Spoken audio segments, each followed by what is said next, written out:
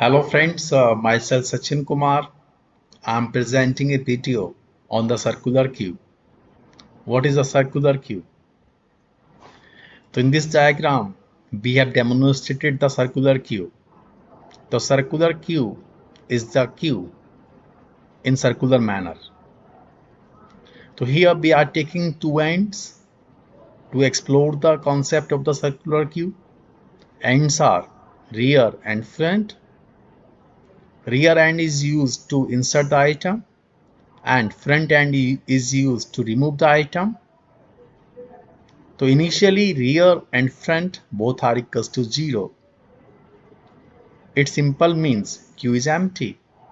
So in this diagram, queue size is 8 and rear and front both are equals to 0. I mean this 8 size queue is empty. If we talk about the insert operation, whenever we are inserting the value, whenever we are inserting the item on the queue, insert is increased by 1.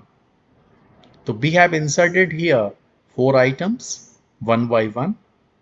Initially we have inserted A, then rear is increased by 1. Then we have inserted B, further rear is increased by 1. We have inserted C, rear is increased by 1. We have inserted D, rear is increased by 1.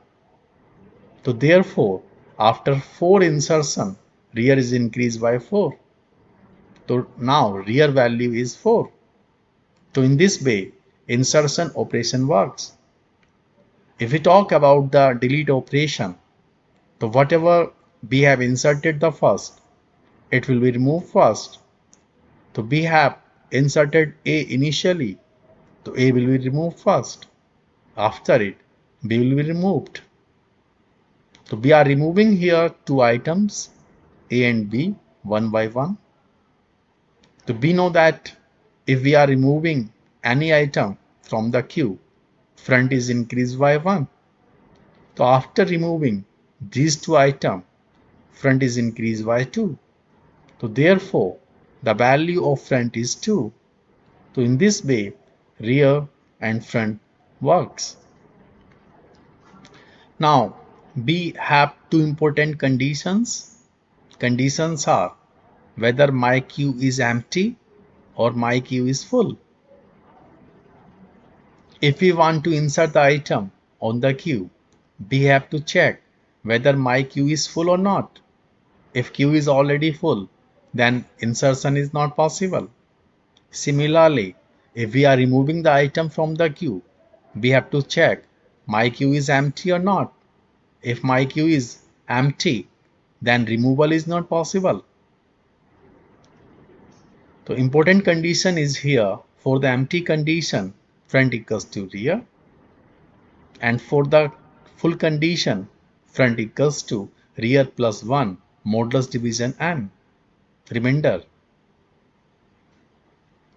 This is the remainder. Modulus means remainder. Another important point, we have to keep one location empty in the queue. This is the rule.